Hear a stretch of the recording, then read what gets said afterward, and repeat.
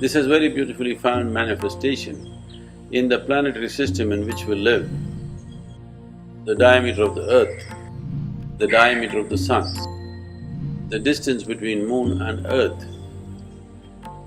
and in terms of how the earth's orbit is divided.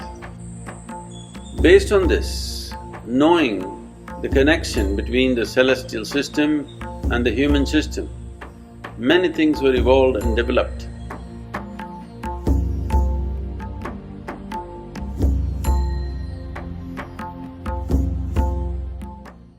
So a journalist was interviewing me and he asked me, Sadhguru, in India, so many people in the ancient past have worked for human consciousness.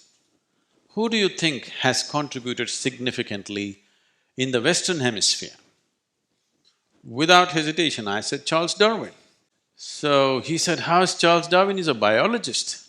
No, in the Western Hemisphere, he is the one who put this idea, if a life strives, it can go beyond its limitations. These limitations are not God-given. These limitations are not absolute. If one is willing to strive, he can go beyond these limitations. Even, a pig can become an elephant, a goat can become a giraffe, not a small change, isn't it?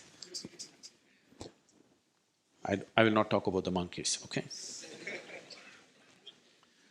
So this possibility that if a human being strives, he can go beyond his limitations. Then, this is close to 15,000 years ago, they asked this question, does it mean to say we can change our physicality, that we can evolve? So Adi Yogi said, your physical evolution is complete. And he gave mathematical references as to why it is so. So when they asked, can our bodies evolve? He referred to their bodies and he said, there are 114 junction points of energy in the system, which in yogic systems we are referring to as chakras. There are 114 chakras. Out of this, 2 are outside the body, 112 in the body. Out of this 112, there are 4 about which you can do nothing. They will blossom if everything else is activated. There are 108 that you can work with.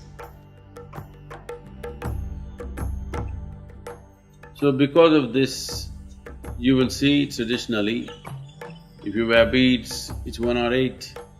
If you chant a mantra, it's 108.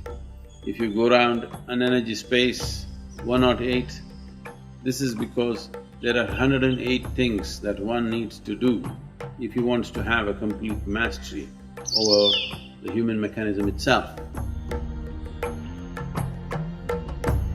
This has very beautifully found manifestation in the planetary system in which we live. 108 times the diameter of the earth is the diameter of the sun. The diameter of the sun 108 times is the distance between the sun and the earth. Diameter of the moon into 108 times is the distance between moon and earth. And in terms of how the earth's orbit is divided, even that amounts to 108. For example, the positions that the earth takes around the sun is called one nakshatra. There are 27 nakshatras. Nakshatra is not a star, it is a measuring unit here. There are 27 nakshatras, and these 27 also indicate 1/2 of the lunar cycle. The 27 nakshatras means 13.5 lunar months, and that's how the lunar calendar functions. A nakshatra is divided into 4 padas, that means 1/8 of the moon's cycle, which is approximately 3.5 days. 27 nakshatras into 4 padas is 108 padas in 1 year. So with the completion of 1 year, there are 108 padas. So this is almost like the beads that you wear, 108. Right now, the planet Earth is arranging itself in the form of 108 beads around the sun, and accordingly you use 108 beads whenever you wear. This is almost like beads around the sun's circumference. Based on this, knowing the connection between the celestial system and the human system, many things were evolved and developed.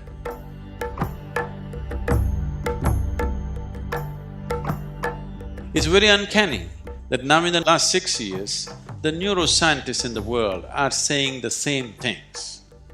This has been a search, can we evolve human brain beyond its present limitations?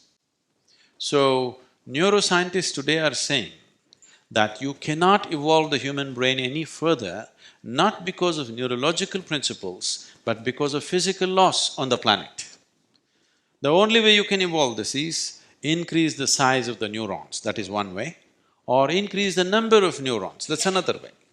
If you increase the number of neurons in your brain, the clarity will go away. A lot of children are born like this. They're brilliant, but they can't figure anything because there's no clarity. As they grow up, some amount of brain killing will happen naturally, and then they become stable. If they don't, they'll always be scattered. Another way is to increase the size of the neuron. If you increase the size of the neuron, the volume of energy that an individual neuron consumes will be so high. Even now, if you are in a restful position right now, 20% of your energies are being consumed by your brain right now. It's a very high energy consuming part of your body. This much of body consumes 80%. This much of brain I'm sorry, don't be insulted by the size, okay. This much of brain is consuming 20% of the energy. If you increase the size of the neuron, it will consume 30 to 40%. That means it'll become unsustainable. So today, neuroscientists are saying physical laws on the planet will not allow further growth of human brain. We can only learn to use it better, but we cannot grow a bigger brain. This Adi Yogi said 15,000 years ago.